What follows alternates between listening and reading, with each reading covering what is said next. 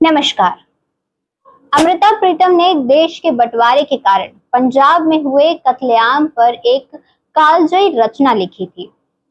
अज आखाम वारिस शाह नूम कितोम कबराम विचोम बोल ते आज किताब इश्क दा कोई अगला वर्का फोल। ये नज्म 1947 में हुए बंटवारे की प्रतिनिधि रचना मानी जाती है। ये पुकार पंजाब के दर्द की प्रतिनिधि आवाज बन गई।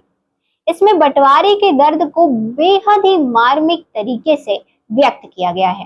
पर आज लगभग 8 दशक बाद वही पंजाब, दो मुल्कों में बटा हुआ पंजाब फिर से रो रहा है। इस बार किसी सरहद की लकीरों से नहीं, बल्कि पानी की असीम लहरों से दोनों पंजाब बाढ़ के कारण हुई अपनी बर्बादी पर रो रहे हैं। भयानक बाढ़ ने लाखों लोगों को तबाह कर दिया है। इस कारण न जाने कितने मवेशी बह गए। इस कष्ट और बेबसी ने दो मुल्कों और सरहदों की दूरियां मिटा दी हैं। दरअसल दोनों पंजाब अभूतपूर्व प्राकृतिक आपदा का सामना कर रहे हैं। भारी मानसूनी बारिश, नदियों का उफान और बांधों से पानी का अनियंत्रित रिसाव ने दोनों देशों के पंजाब प्रांतों में भयावह बाढ़ ला दी है। सोशल मीडिया पर बाढ़ग्रस्त क्षेत्रों की तस्वीरों को देखकर दिल दहल जाता है। सब तरफ पानी ही पानी दिखाई देता है। पंजाब क्षेत्र में इस साल मॉनसून असामान्य रूप से तीव्र रहा है। बाढ़ का पानी राज्य को डुबो रहा है और अपने पीछे तबाही के निशान छोड़ते जा रहा है। भारत और पाकिस्तान के मौसम विभाग के आंकड़े चीख चीख कर बताते हैं कि 1 जुलाई से 27 अगस्त 2025 तक पंजाब में सामान्य से 26.5% अधिक बारिश हुई और इस बारिश ने मानो पूरे भूगोल को पानी के कैद खाने में बदल दिया। और 1 अगस्त से 1 सितंबर के बीच 12 जिलों में करीब 29 लोगों की जान जा चुकी है। लाखों लोग विस्थापित हुए हैं और बड़े पैमाने पर कृषि भूमि जलमग्न हो गई है।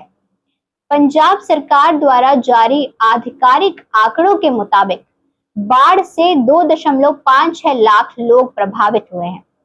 सबसे ज्यादा प्रभावित गुरदासपुर में 1.45 लाख लोग हैं। इसके बाद अमृतसर में 35,000 लोग, जबकि फिरोजपुर और फजीका में कुल मिलाकर 45,000 लोग प्रभावित हुए हैं।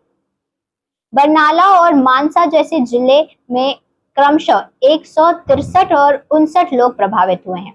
यह अत्यधिक वर्षा दक्षिण पश्चिम मानसून का परिणाम है, जो दोनों देशों में भारी बारिश का प्रमुख स्रोत है।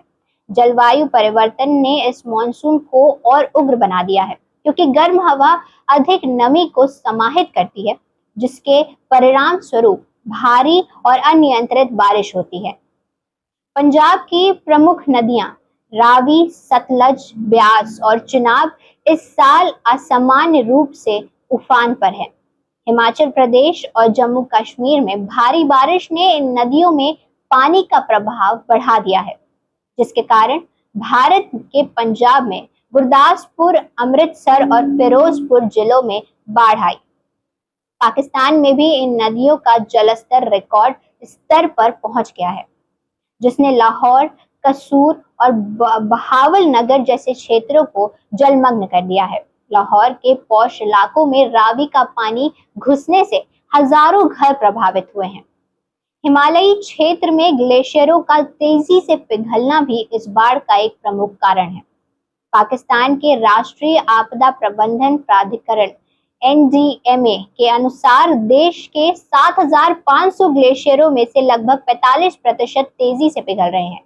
यह पिघलता पानी रावी, सतलुज और चिनाब जैसी नदियों में प्रवेश करता है, जिससे उनका जलस्तर खतरनाक स्तर तक बढ़ जाता है। पाकिस्तान के जाने माने पत्रकार हमजा हबीब कहते हैं कि उनके देश के पंजाब में खराब जल निकासी प्रणाली ने बाढ़ के प्रभाव को और बढ़ा दिया। उदाहरण के लिए वाघा बॉर्डर पर जल भराव की स्थिति भारत की तुलना में अधिक गंभीर थी, क्योंकि भारत ने बेहतर रेन वाटर हार्वेस्टिंग और ड्रेनेज सिस्टम लागू किया है। इसके विपरीत पंजाब में अपर्याप्त ड्रेनेज ने पानी को जमा होने दिया, जिससे सड़कें, घर और खेत जलमग्न हो गए। भारत में भी कुछ क्षेत्रों में पुराने बुनियादी ढांचे और अतिक्रमण ने जल निकासी को बाधित किया, जिससे बाढ़ की स्थिति और खराब हो गई। सब जानते हैं कि पंजाब दोनों देशों का अन्न भंडार है। इस बाढ़ ने इसे बुरी तरह प्रभावित किया है। भारत में 61,000 हेक्टेयर से अधिक कृषि भूमि डूब गई, जबकि पाकिस्तान में हजारों एकड़ फसलें नष्ट हो गईं। यह न केवल खाद्य सुरक्षा के लिए खतरा है, बल्कि लाखों किसानों की आजीविका को भी नष्ट कर रहा है। आपको बता दें, 2022 की बाढ़ की तरह इस बार भी पाकिस्तान में खाद्य संकट की आशंका बढ़ गई है। पाकिस्तान पहले से ही आर्थिक संकट से जूझ रहा है और यह बाढ़ उसकी चुनौतियों को और बढ़ा रही है। हजारों घर, सड़कें और सार्वजनिक बुनियादी ढांचा नष्ट हो गया है। पाकिस्तान में इससे पहले 2022 में भी भयानक बाढ़ से हाहाकार मच गया था।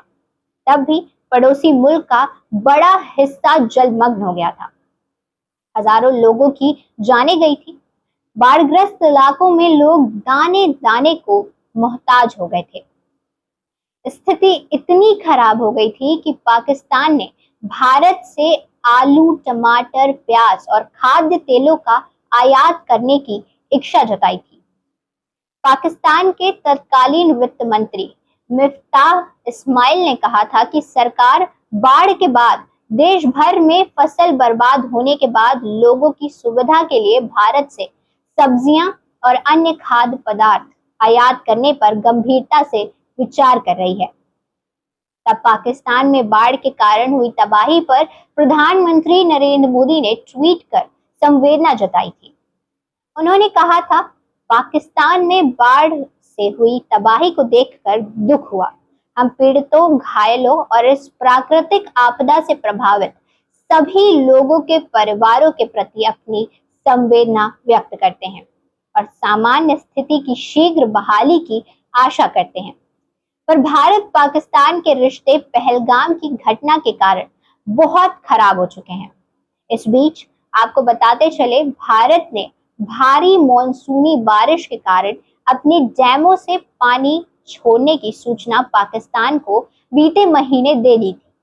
यह सामान्य प्रक्रिया है, क्योंकि डैम भर जाने पर अतिरिक्त पानी नदियों में बहता है, जो पाकिस्तान की ओर जाता है। भारत ने मानवीय आधार पर 24 से 26 अगस्त को कई चेतावनियां जारी की। भले ही सिंधु जल संधि अप्रैल 2025 में निलंबित हो गई थी, पर पाकिस्तान के कुछ यूट्यूबर्स आरोप लगा रहे हैं कि भारत के इस कदम से न केवल पाकिस्तान बल्कि भारत में भी बाढ़ आई। उनका दावा है कि भारत में डैमों को पाकिस्तान के पानी से भरकर अचानक फाटक खोले, जिससे पाकिस्तानी पंजाब में विनाशकारी बाढ़ आई। हालांकि पाकिस्तान के रक्षा मंत्री ख्वाजा आसिफ ने इन आरोपों को नकार दिया है। बेशक जलवायु परिवर्तन इस बाढ़ का एक दीर्घकालिक कारण है। इस तरफ दोनों देशों को पर्याप्त ध्यान देना होगा। पाकिस्तान को विशेष रूप से अपनी प्राथमिकताओं को बदलना होगा।